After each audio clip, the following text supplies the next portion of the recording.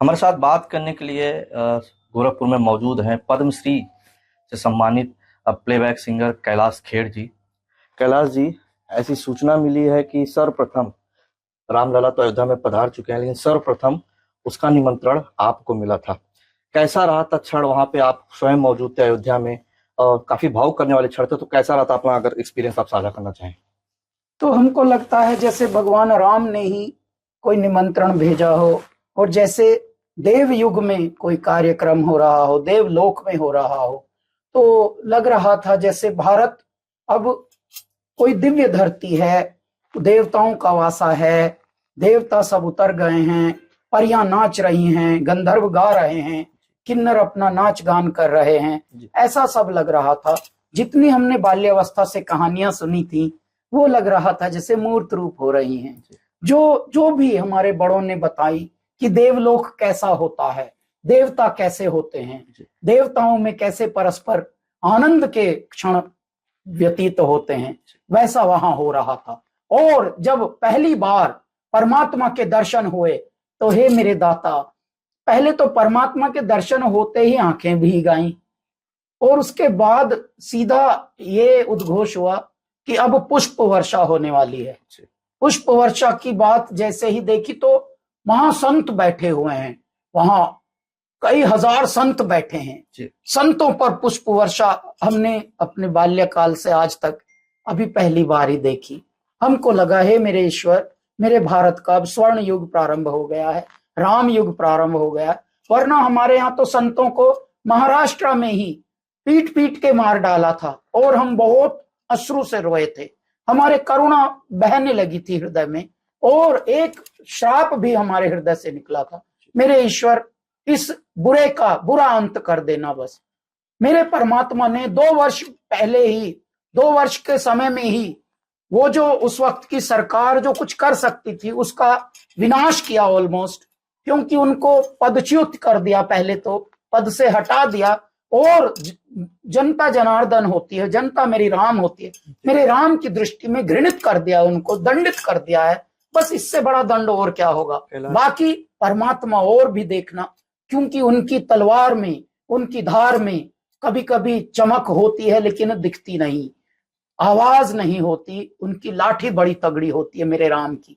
तो हमारे यहाँ तो संतों को सताया जा रहा था, और आज भगवान मेरे संतों पर पुष्प वर्षा करा रहे हैं। तो ये हम आनंद में भाव विभोर होकर अश्रु से नाच रहे हैं बालक की तरह, ऐसा हो गया था।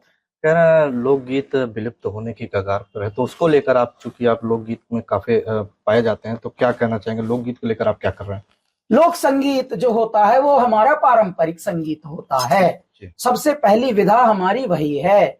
हजारों साल पहले भारत की सभ्यता में ऐसे ही जिया जाता था। लोक संगीत सिर्फ संगीत नहीं होता, लोक जीवन शैली ही का प्रतिबिंब संगीत के रूप में होता है। हम कैसे खाते हैं, हम कैसे फसल बोते हैं, हम कैसे ऋतु अच्छी आने की खुशी मनाते हैं, हम कैसे अच्छी उपज होने की खुशी मनाते हैं। हमारे यहाँ त्योहार भी वही है। हमारे यहाँ मंदिरों में ही शादियां होती हैं, मंदिरों से ही रिचुअल्स होते हैं, मंदिरों में ही हमारे यहाँ परमात्मा का एक विश्वास, दृढ़ विश्वास रहता, आस्था रहती है कि जोड़ियां जो बनती हैं, जीवन जिससे हम आगे बढ़ाते हैं, वो भी मेरे दाता ही रचते हैं। जब जोड़ियां मेरे भगवान ही बनाते हैं, तो वो कहाँ बनाएंगे? भगवान थोड़ी कहीं और जाएंगे, मंदिरों में ही जाएंगे। तो हमारे यहाँ तो पिकनिक भी मंदिरों में ही होते। पहले बच्चों की छुट्टियों का भी प्रोग्राम ऐसे ही बनाया जाता था कि छुट्टियां जब आएंगी तभी हम मंदिर जाएंगे, और इस तरह से मंदिरों का विचरण भी हो जाता था, और मंदिरों का भ्रमण भी हो जाता था।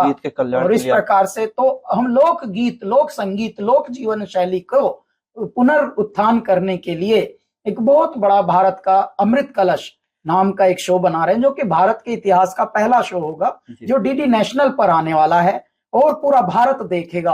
पूरा भारत मेरे भारत की छुपी हुई कला, छुपी हुई विस्मृत होती हुई विधाएं और कला और आर्ट, विद्या, जीवन शैली, वो सब देखेगा।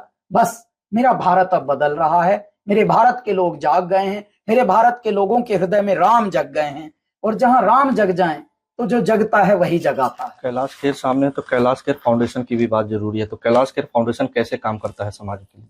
तो हम समाज के लिए देखिए बेसिक से ही शुरू करते हैं। कितने सारे म्यूजिशियंस ऐसे होते हैं जिनको अगर रोजमर्रा में काम ना मिले तो उनका रोटी रोजी भी ना चले। हम पहले उनको राशन बांटना शुरू किए, अब थोड़े से किए तो फिर भगवान ने देखा तो इतना ज्यादा, क्योंकि जो जिम्मेदार होते हैं उन्हीं के ऊपर मेरा दाता और जिम्मेदारी देते हैं। तो वैसे होते होते हमने 16 राज्यों में कैलाश खेर फाउंडेशन ने राशन भी बांटा, हेल्थ इक्विपमेंट्स भी बांटे, और अभी भी हम मंत्रियों को भी, कैबिनेट मंत्रियों को भी, हम सरकार को भी बांट रहे हैं। भगवान बस ऐसा ही कर दीजिए, स्वामी इतना दीजिए, मेरे दाता इतना दीजिए कि जामे कुटुंब समाए और हम भी भूखे न रहें और मेरा समाज भी भूखा न रह जाए। मैं यदि निमित्त बनता हूं, हम यदि किसी कारण बनते हैं किसी के भलाई के, किसी की खुशी के, तो मेरे ईश्वर हम अपनी निष्ठा में, अपने समर्पण में, अपनी प्रार्थनाओं में कभी कमी नहीं होने देंगे, कभी अपनी सेवा में कमी नहीं होने देंगे। कैलाश खेर बहुत बड़ा नाम है, तो कैसे में प्रोफेशनल लाइफ और पर्सनल लाइफ में आप कैसे सामंजस्य बैठा? बस ये सामंजस्य ही है। देखिए अभी बिल्कुल समय नहीं है, फिर भी आप जैसे प्यारे लोगों ने जब समय मांगा तो समय ही हम दे रहे हैं, तो इसी तरह से सामंजस्य मेरे दाता बिठा। एक तो आप थे देश के जाने माने बॉलीवुड के प्लेबैक सिंगर कैलाश खेर, जो तमाम मुद्दों पर विस्तृत रूप से बात किया। तो रवि गुप्ता, आज तक के लिए, गोरखपुर।